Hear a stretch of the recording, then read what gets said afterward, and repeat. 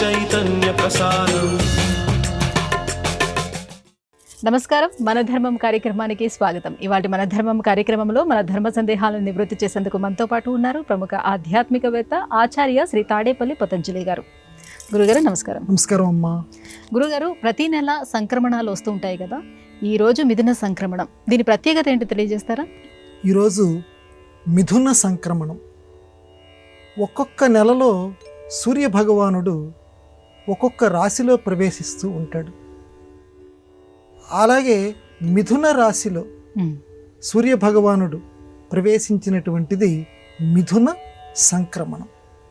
ఈ మిథున సంక్రమణం అనేటువంటి దాంట్లో ఉండేటువంటి విశేషం ఏంటంటే, మిథునానికి, మిథునము అంటే జంట, లోకంలో జంట వస్తువులు ఏదైతే ఉన్నాయో వాటన్నింటికీ కూడా ఒక రకమైనగా కాంతిమయంగా చేసేటువంటి ఈ సంక్రమణం, ఇది మిథున సంక్రమణం. సాధారణంగా మన వరకు తీసుకుంటే జంటగా ఉండేటువంటి దంపతులకి సంబంధించి ఈ మిథున సంక్రమణం జరిగినటువంటి ఈ రోజున ప్రత్యేకంగా సూర్య భగవానుడి యొక్క ఆరాధన గనక చేస్తే ఆ దంపతుల మధ్య ఎటువంటి వైషమ్యాలు లేకుండా ఆ మిథునం, ఆ ఇద్దరు జంట కూడా చాలా చక్కగా అన్యోన్య భావంతో ఉంటారు.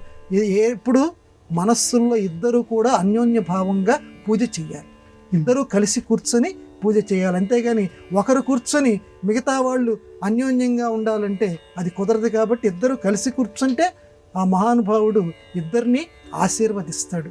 మిథున సంక్రమణం రోజు సూర్య పూజ చేయాలని చెప్తున్నారు. గురువుగారు, కాశ్మీర్ నుంచి కన్యాకుమారి అని అంటారు. ఇంతకీ కాశ్మీర్ నుంచి కన్యాకుమారియా, కాశీ నుంచి కన్యాకుమారియా, ఇందులో ఏది నిజం? రెండు వాడుకలో ఉన్నాయమ్మా. అయితే యథార్థంగా చెప్పాలంటే కాశ్మీర్ నుంచి కన్యాకుమారి. ఎట్లా, మనం దీన్ని కొంచెం వివరణ చేద్దాం.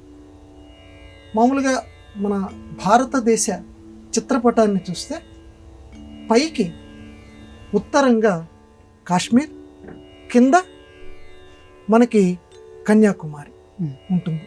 కాబట్టి కాశ్మీర్ నుంచి కన్యాకుమారి, ఈ కాశ్మీర్ నుంచి కన్యాకుమారి వరకు ప్రయాణం చేయటం.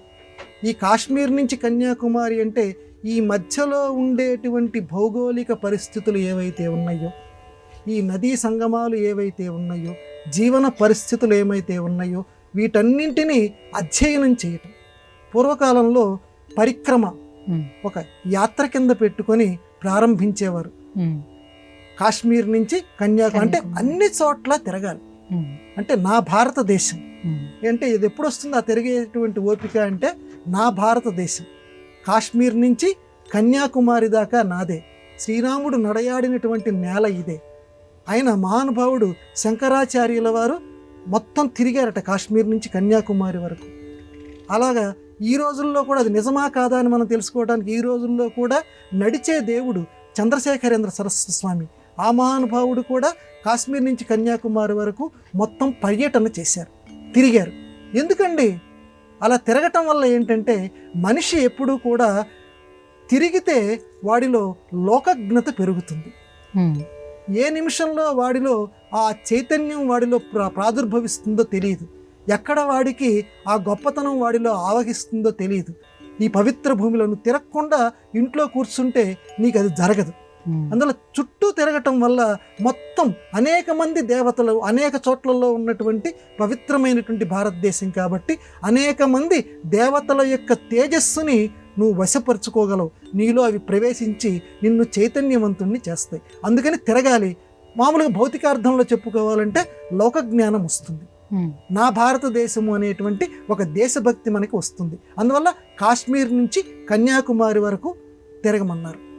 కాదండి, ఇది కాశీ నుంచి కన్యాకుమారి, రెండిట్లో కన్యాకుమారి ఉంది కానీ ఆ మొదటి రెండు మారిపోయాయి. కాశీ కూడా ఉత్తరప్రదేశ్, ఇది కూడా ఇంచుమించు ఉత్తరంగా. అక్కడి నుంచి కాశీ నుంచి కన్యాకుమారి అంటే నువ్వు వెళ్ళటమే. ఇప్పుడు కాశ్మీర్ అంటే కొంచెం వెళ్ళటం ఇబ్బందిగా ఉంది కాబట్టి పోనీ కాశీ వరకు వెళ్ళి కాశీ నుంచి నీ యాత్ర మొదలుపెట్టు. కన్యాకుమారి వరకు ముఖ్యమైనటువంటివి ఏవైతే ఉన్నాయో వాటన్నింటినీ చూసుకుంటూరా. ఎందుకంటే కాశీ అనేది విశ్వేశ్వరుడికి, అన్నపూర్ణకి, విశాలాక్షికి. అంటే యాత్ర అనేది చాలాసార్లు చేయాలమ్మా. ఒక్కసారి చేస్తే నీకు అన్నీ వచ్చేసేవి. అంటే పరిక్రమ తిరగటం అనేది అనేక సార్లు ఒక్కొక్కసారి ఒక్కొక్క దృష్టితో తిరగాలి. భౌగోళిక దృష్టితో ఒకసారి తిరగాలి, ఆధ్యాత్మిక దృష్టితోటి. ఇక్కడ కాశీ అన్నపూర్ణ, ఇక్కడ కాశీ విశ్వేశ్వరుడు ఉన్నాడు. ఈ కాశీ విశ్వేశ్వరుడికి సంబంధించినటువంటి క్షేత్రాలు ఈ కన్యాకుమారి వరకు ఎన్ని ఉన్నాయి ఒకసారి యాత్ర. మొత్తం నేను అన్నీ చూడగలుగుతున్నానా అంటే గొప్ప సాహసమైనటువంటి యాత్రే. అన్నీ నేను చూడగలుగు. ఇప్పుడు కేదార్నాథ్ వెళ్ళటం అనేది జీవితంలో వెళ్ళాలి అని తపన పెట్టుకొని ఎలా వెళుతూ ఉంటామో, కాశీ నుంచి కన్యాకుమారి వరకు శివక్షేత్రాలు ఎన్ని ఉన్నాయి అదొకసారి. అలాగే అన్నపూర్ణ క్షేత్రాలు ఎన్ని ఉన్నాయి ఇంకొకసారి. ఇట్లా యాత్ర చేయటం వల్ల ఏంటంటే పదే పదే దైవారాధన యాత్రలు చేయటం వల్ల నీలో దైవీ భావన పెరుగుతుంది. అది ఈ యాత్రల యొక్క పరమ లక్ష్యం. గురుగారు, బాణాసురుని ద్వారానికి శివుడు ద్వారపాలకుడిగా ఎందుకున్నాడు? దీనికి సంబంధించినటువంటి వృత్తాంతం ఏ గ్రంథంలో ఉంది? భక్త పరాధీనుడు శివభగవానుడు. ఎందుకంటే దేవుళ్ళల్లో భక్తులు ఏది కోరితే అది ఇచ్చేటువంటి వరం. వెంటనే ఆలోచించకుండా బోలాశంకరుడు ఆయన. బాణాసురుడు ఈ హరివంశము అనేటువంటి ఒక గ్రంథంలో ఈ కథ ఉందమ్మా. ఈ బాణాసురుడు శివుడి గురించి తపస్సు చేస్తాడు. చేసిన తర్వాత, స్వామి నాకు వరం కావాలంటాడు. ఏం కావాలయ్యా నీకంటే, మా నగరం ఉంది కదా, ఆ పెద్ద ద్వారం ఒకటి ఉంది కదా, అక్కడ నువ్వు ద్వారపాలకుడి కింద ఉండు అంటాడు. అసలు ఆ దేవుణ్ణి అడగవలసినటువంటి కోరికేనా అది? కానీ పాపం భక్తుడు ఏది కోరితే, ఎందుకంటే నేను ఎవరిని ఎత్తి మీద చేయబడితే అది కావాలని చెప్పి భస్మాసురుడు కోరితే ఇచ్చేసాను పో అన్నాడు. ఎవడు ఏది కోరితే కాదనకుండా ఇస్తాడు. అలాగే ఇది వెంటనే ఇవ్వటం కాదు, ఎప్పుడు నువ్వు ఉండాలన్నాడు ద్వారపాలకుడి కింద. ఎందుకంటే బయట నుంచి ఎవరైనా శత్రువులు లోపలికి రావడానికి వీల్లేదు. మామూలు శివుడు ఉంటే ఇంకెవడొస్తాడు అంతే. కాబట్టి నా రాజ్యానికి తిరుగులేదు, నువ్వు పెద్ద ద్వారపాలకుడు అంటే ఆ ద్వారపాలకులందరికీ నువ్వే అధ్యక్షుడు, నువ్వే కాపలాగా అన్నాడు. అలాగే నాయన అన్నాడు. ద్వారపాలకుడి కింద ఉన్నాడు. అయితే భగవంతుడు ఎవరికి ఎక్కడ ఏ రకంగా విధించాలో ఆ రకంగా శిక్ష విధిస్తూనే ఉంటాడు. ఈ బాణాసురుడికి కూడా ఈ విష్ణుమూర్తి అటువంటి శిక్షా కార్యక్రమమే అమలు చేశాడు. శ్రీకృష్ణుడి రూపంలో విష్ణువు వచ్చాడు. విష్ణువు వచ్చిన తర్వాత బాణాసురుడితోటి యుద్ధం జరిగింది. అప్పుడు మొట్టమొదటి శివుడు అక్కడ విష్ణు శక్తిని గెలిపించాడు. ఇక్కడ మనం జాగ్రత్తగా గమనించవలసింది ఏంటంటే, మన పురాణాల్లో కొన్నేమో విష్ణువాధిక్యాన్ని, కొన్నేమో శివాధిక్యాన్ని చూపిస్తాయి. అంటే కొన్ని చోట్ల విష్ణువు చాలా గొప్పవాడు శివుడి కంటే, కొన్ని చోట్లేమో శివుడు విష్ణువు కంటే కూడా చాలా గొప్పవాడు. ఆయన సేవ ఏం చేశాడు, ఈయన సేవ ఆయన చేశాడు. ఈయన కమలాలతోటి ఆయన్ని పూజ చేశాడు. అది ఒక కమలం తగ్గితే తన కన్ను అనేటువంటి కమలం కూడా తీసి శివుడికి అర్పించాడు విష్ణువు అని ఒక పురాణం. ఇట్లా రకరకాల పురాణాల్లో రకరకాలుగా వీళ్ళిద్దరి మధ్య ఒకరు ఎక్కువ ఒకరు తక్కువ అని అనిపిస్తుంది. ఇక్కడ మనం గమనించవలసింది ఏంటంటే, పెద్దలు దీనికి సమన్వయం ఏం చెప్పారంటే, ఇద్దరూ ఒక్కటే కదా నాయన, కేవలం మన వినోదం కోసం మాత్రమే ఈ రకంగా రాశారు. అంతేగాని వాళ్ళ మధ్య హెచ్చు తగ్గులను ఎట్టి పరిస్థితుల్లోనూ నువ్వు ఊహ చెయ్యకు. ఇద్దరి మధ్య భేదం కలిగిస్తే అది మహాపాపం అని పెద్దలు చెప్పారు. కాబట్టి ఇక్కడ మన కథ వరకే మనం చదువుకోవాలి.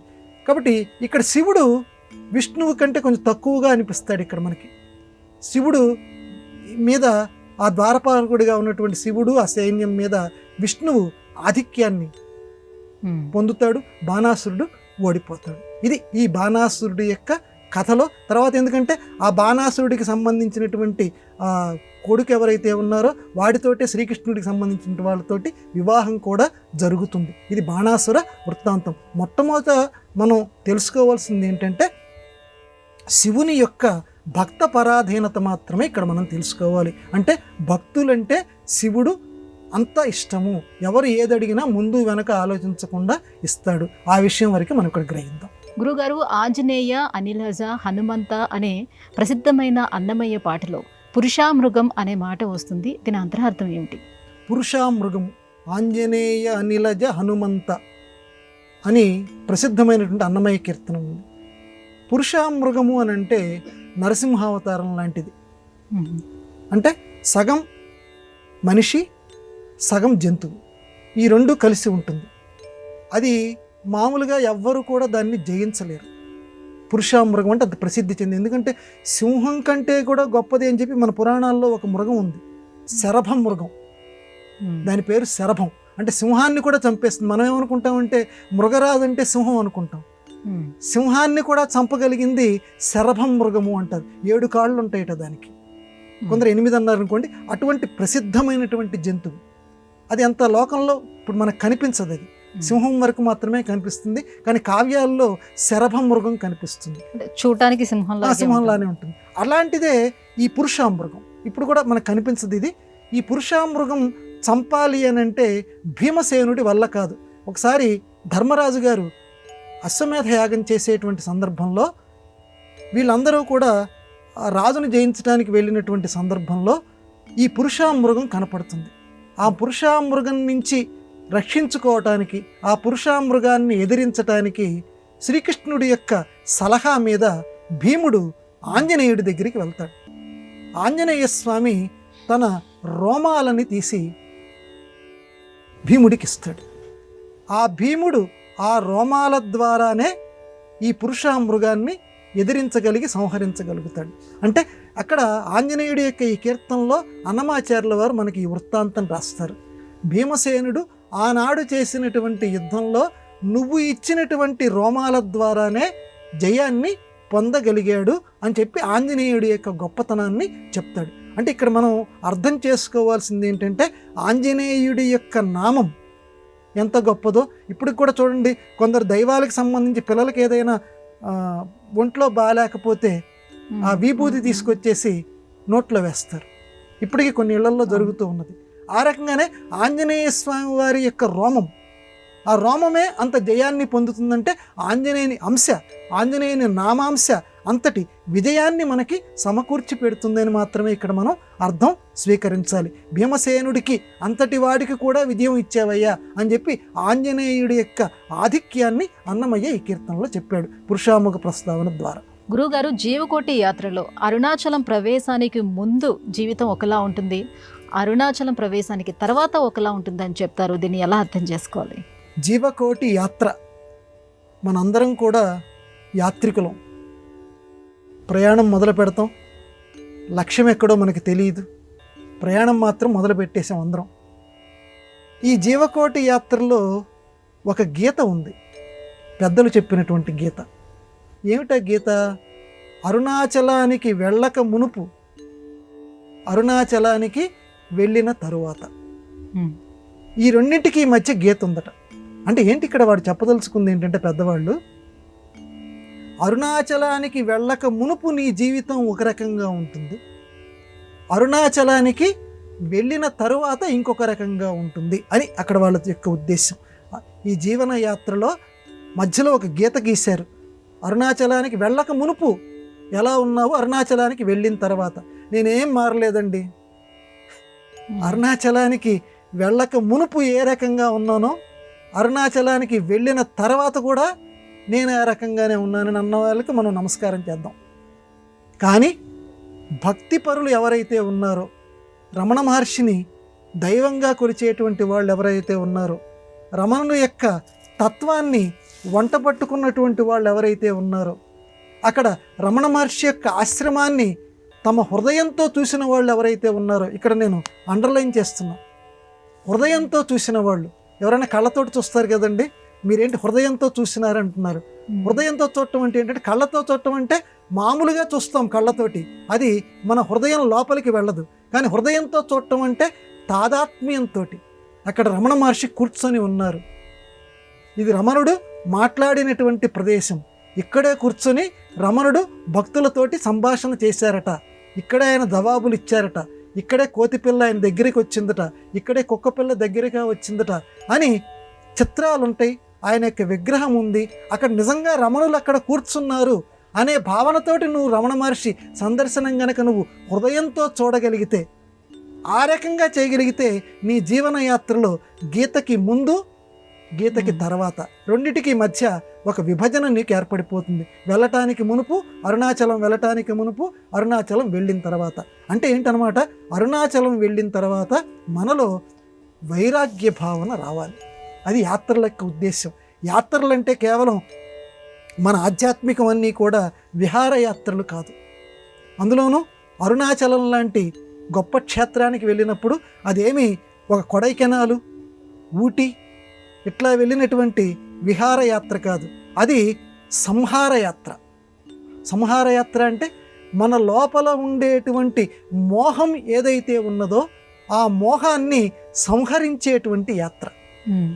మన చుట్టూ ఉండేటువంటి భౌతిక లంపటాలు ఏవైతే ఉన్నాయో ఆ ఆకర్షణల్ని కట్ చేసుకోవటానికి ఉపయోగపడేటువంటి యాత్ర, ఖండించటానికి ఉపయోగపడే యాత్రలాగా అరుణాచల యాత్ర ఉండాలి. లేదా ఇంటి దగ్గర కూర్చోవచ్చు. ఒక అరుణాచల యాత్ర నువ్వు చేసావు అని అంటే ఇంటికి వచ్చిన తర్వాత నువ్వు ప్రతిదాన్ని తేలిగ్గా తీసుకోవాలి. దేనిని కూడా నువ్వు బరువుగా స్వీకరించకూడదు. నీకు ఏదైనా కష్టమైన సమస్య వస్తే అరుణాచల మహర్షిని, ఆ రమణ మహర్షిని, ఆ చిరునవ్వుని ఒక్కసారి నీ మనస్సులో జరుపుకో. అప్పుడు ఆ సమస్యకి పరిష్కారం తప్పనిసరిగా నీకు లభిస్తుంది. అందువల్ల అరుణాచలం వెళ్ళి వచ్చిన తర్వాత జీవన విధానం వేరేగా ఉండాలి. దేన్ని పట్టించుకోకూడదు. ఒకవేళ తప్పనిసరిగా సంసారాన్ని విడిచిపెట్టమని కాదు అక్కడ అర్థం.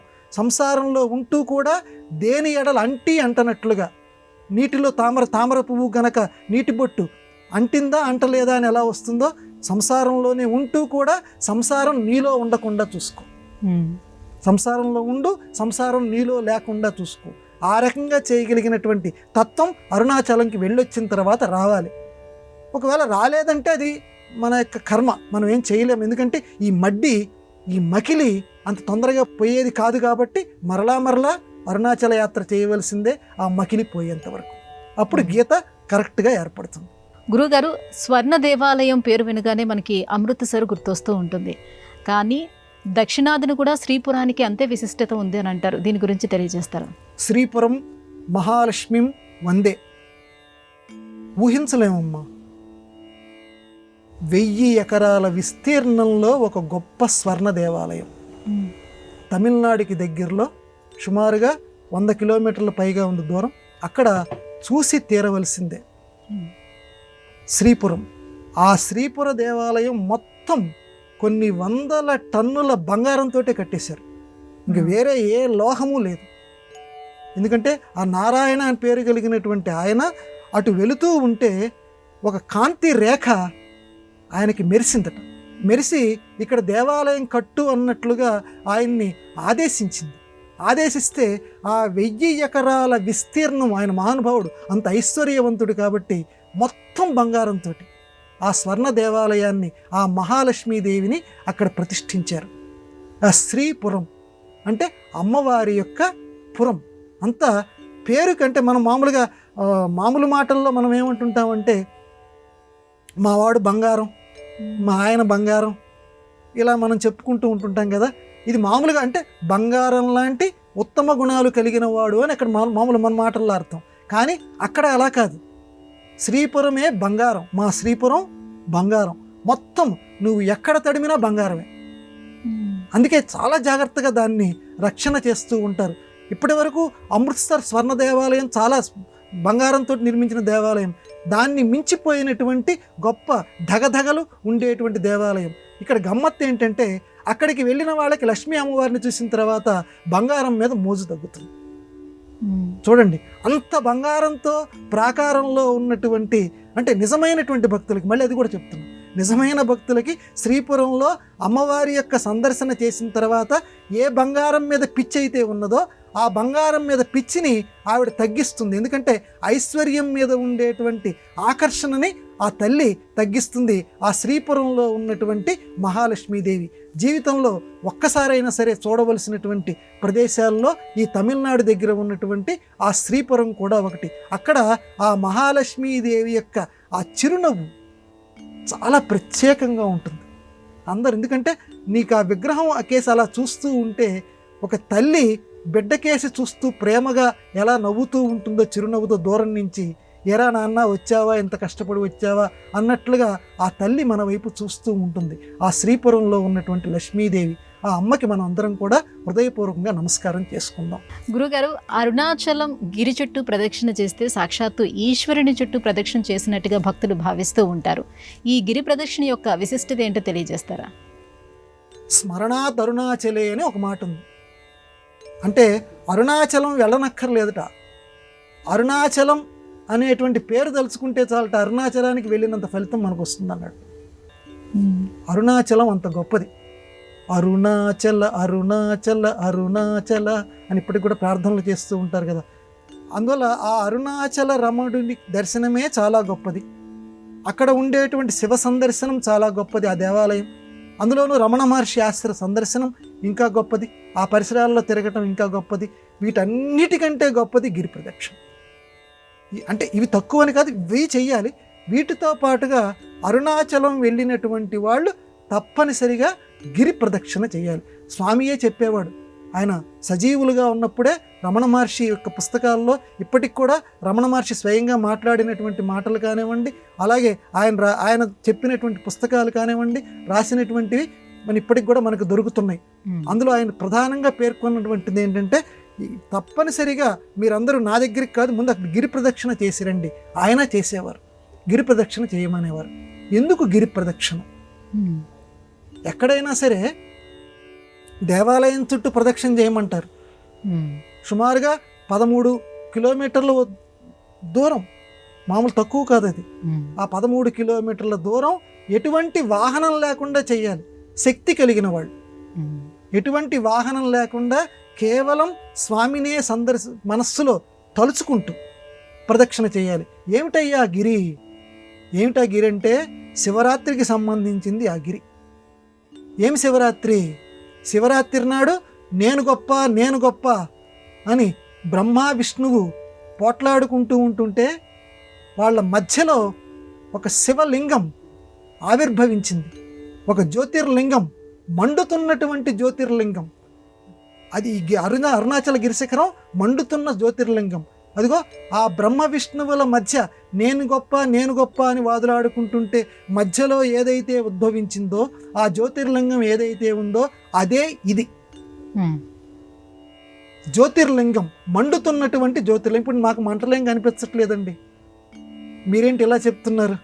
దాన్ని జ్యోతిర్లింగం అంటున్నారంటే అక్కడ నీ యొక్క దృష్టి ఈ మానవ చక్షువులకి నీకది శిఖా పర్వతంలాగా, మండుతున్నటువంటి జ్యోతి పర్వతంలాగా నీకు కనిపించదు. ప్రదక్షిణ చెయ్యి చెయ్యి చెయ్యి, శివభగవానుని తలుచుకుంటూ చెయ్యి చెయ్యి చెయ్యి, నీకు ఆ జ్యోతిర్లింగ సందర్శనం నీకు కలుగుతుంది. అది కలిగినాడు నువ్వెంతో గొప్ప అదృష్టవంతుడివి. మళ్ళీ పునర్జన్మంటూ నీకు ఉండదు. జ్యోతిర్లింగం అని పెద్దవాళ్ళందరూ చెప్తున్నారు. ముత్తుస్వామి దీక్షితారు కూడా పరవశించిపోయి అరుణాచల శిఖరం మీద, అరుణాచల రమణుని మీద అద్భుతమైనటువంటి కీర్తనలు కూడా ఆ మహానుభావుడు రాశాడు. అందువల్ల ఆ జ్యోతి శిఖరాన్ని, పెద్దవాళ్ళు చెప్పిన జ్యోతి శిఖరాన్ని కొండ అనుకోకుండా అది జ్యోతి శిఖరమే, ఆనాడు బ్రహ్మ విష్ణువుల మధ్య ఆవిర్భవించింది ఇదే అనే దృష్టితోటి ప్రదక్షిణ చెయ్యి. శరీరాన్ని ఎక్కడ కుంచుకు లోపలికి వెళ్ళాలో ప్రదక్షిణ చేసినటువంటి వాళ్ళకి తెలుసు. అక్కడ చాలా జాగ్రత్తగా వెళుతూ ఏమాత్రం నొచ్చుకోకూడదు. నేను ఇందుకు వచ్చాను అని అనుకోవాలి. మధ్య మధ్యలో కొన్ని లింగాలు ఉన్నాయి, ఆ లింగాల దగ్గర కూడా పూజ చేయమన్నారు. ఆ పూజ చేస్తే కొన్ని బాధలు తొలగిపోతాయని అక్కడ రాసి ఉంటాయి, పెద్దవాళ్ళు చెప్పారు. అక్కడ ఆగి వాటికి కూడా మనం నమస్కారం చేసుకొని మన శారీరకమైనటువంటి రుగ్మతల్ని కూడా పోగొట్టుకోవడానికి మనం ప్రయత్నం చేయాలి. యమలింగం ఇలాంటివన్నీ ఉన్నాయి మధ్య మధ్యలో. అవి చేసుకుంటూ మొత్తానికి భక్తిభావంతో శక్తి ఉన్నటువంటి వాళ్ళు ఎటువంటి వాహన సౌకర్యం లేకుండా ఒక సమయం పెట్టుకొని మనస్సు నిండా అరుణాచల రమణుని సంస్మరించుకుంటూ గిరిశిఖరం ప్రదక్షిణం చేసి ఈ ఆత్మ సాయుధ్యాన్ని అందరూ పొందెదరుగాక. గురుగారు, ఇవాళ మన ధర్మం కార్యక్రమంలో మాకు వచ్చినటువంటి ధర్మ సందేహాలన్నీ కూడా నివృత్తి చేసినందుకు ధన్యవాదాలండి. నమస్కారం అమ్మా.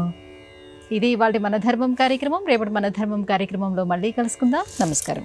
ఈ కార్యక్రమాన్ని తిరిగి చూడాలనుకుంటే www.youtube.com/ETV Life Spiritual లో చూడవచ్చు.